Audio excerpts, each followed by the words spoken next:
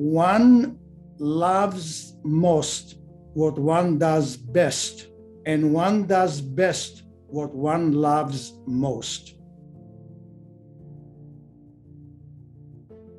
In business, it is not the quantity that counts, but rather the quality.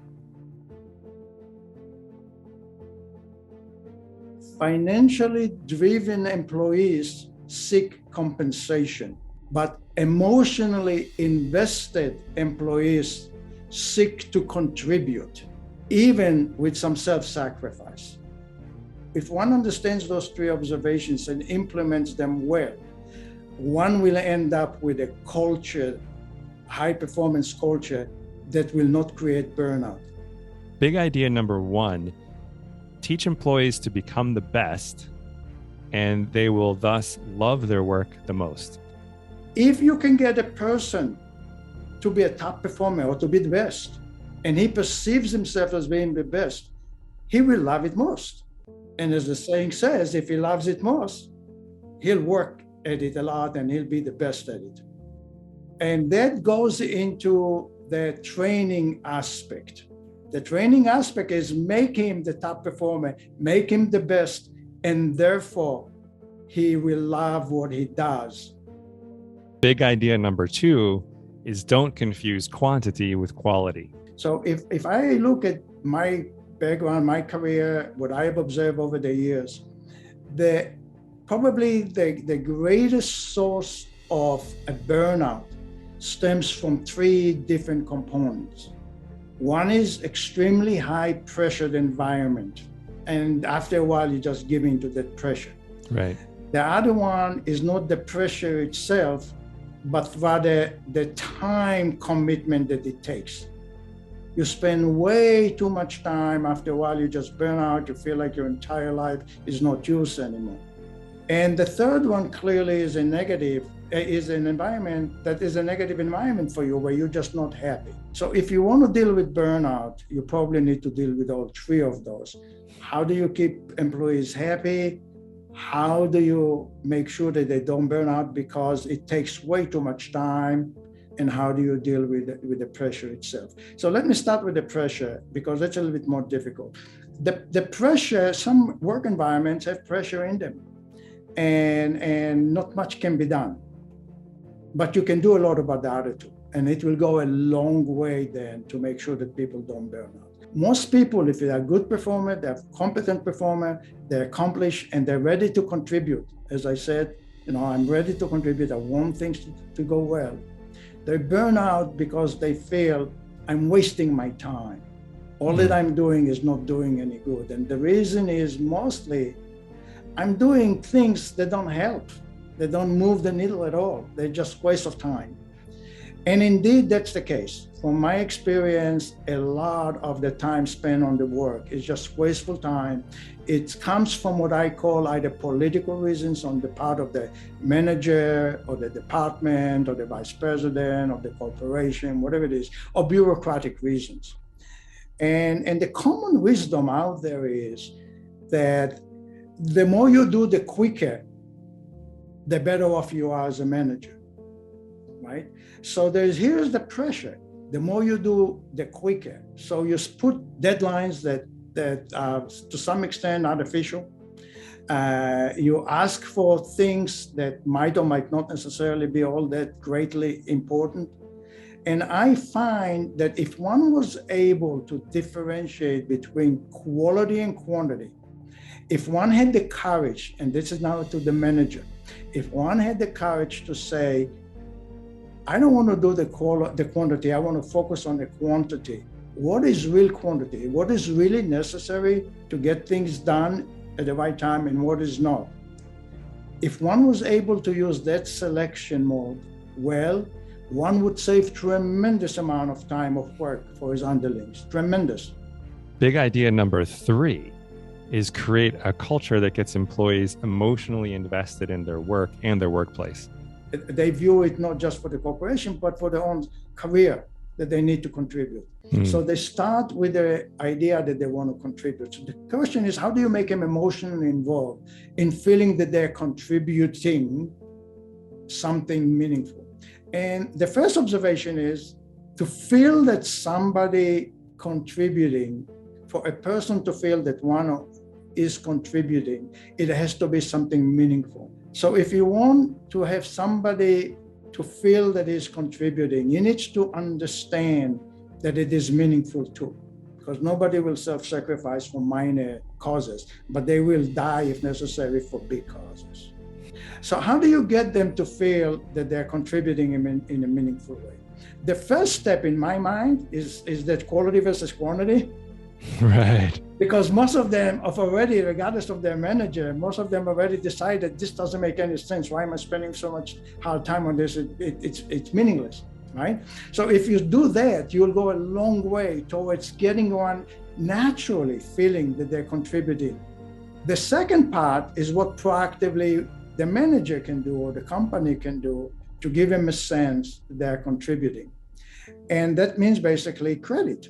Give people credit, make sure that they understand that they do well. And when you present it, make sure you present it in a way that makes them feel that they have contributed in something meaningfully, whether it is to the team, whether it is to the department, whether it is to the company. But it has to be couched in the words, it's really meaningful contribution. All right, that's the first one. The second one is people tend to buy in and be more emotionally invested in something that they understand.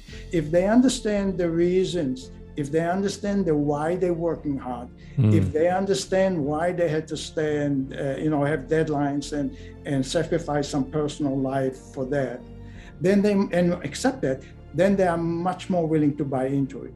Big idea number 4, make sure that team members understand the importance and the need for tasks and deadlines. My philosophy is when you are on the team, everybody gets to feel as if they're the boss.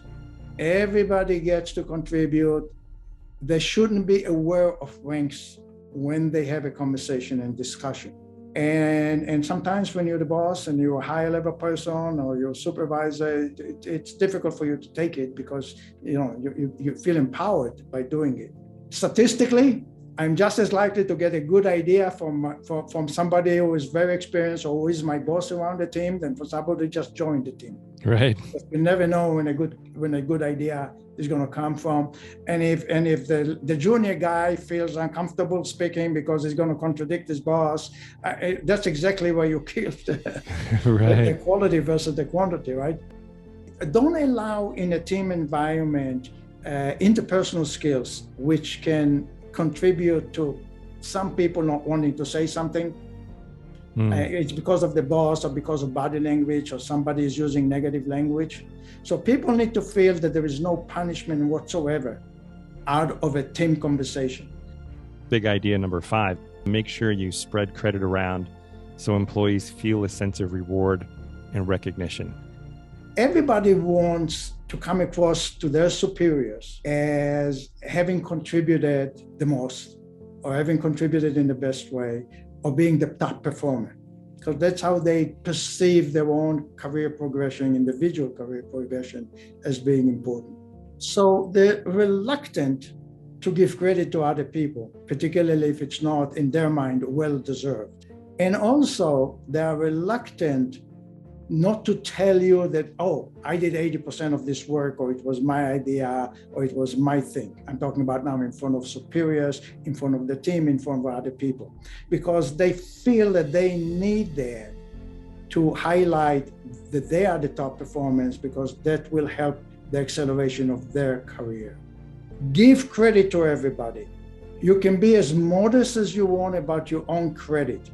I guarantee you, no matter how modest you are, no matter how much credit you'll give to other people, your superiors and their superiors will know exactly who the credit belongs to. Now, there is an added benefit to that, interestingly, if you do it that way. If you do it that way, you'll get the added benefit that your superiors will say, oh, he's a terrific team player. And let me suggest the following. Being a good team player is critically important to advancing your career over time. Big idea number 6 is increase the sense of belonging. If I am happy then I'm much more likely not to burn out.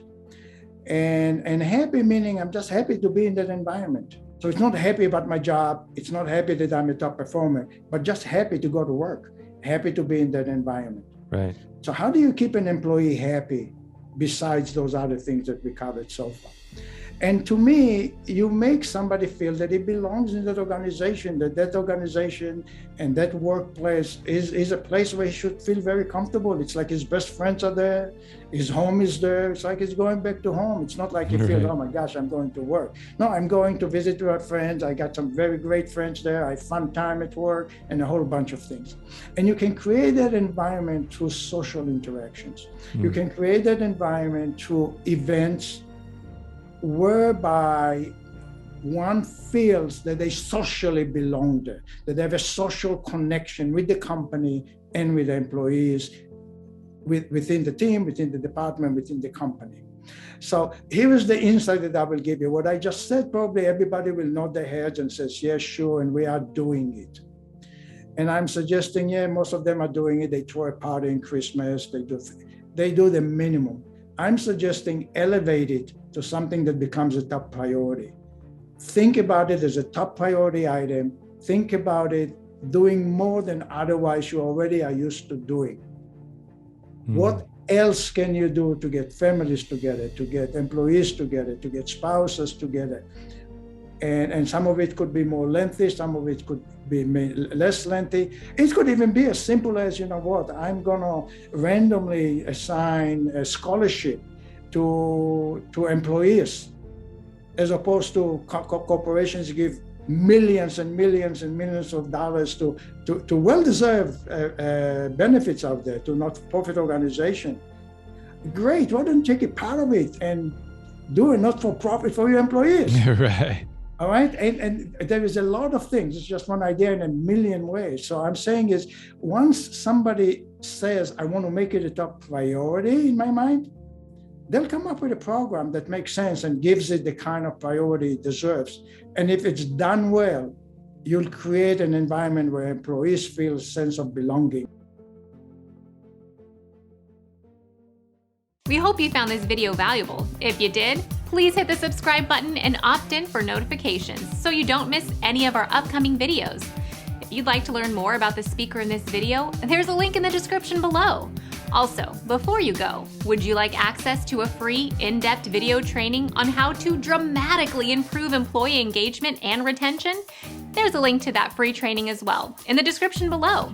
Until next time, we wish you great success building a world-class team or organization that makes a positive impact in the lives of your team members.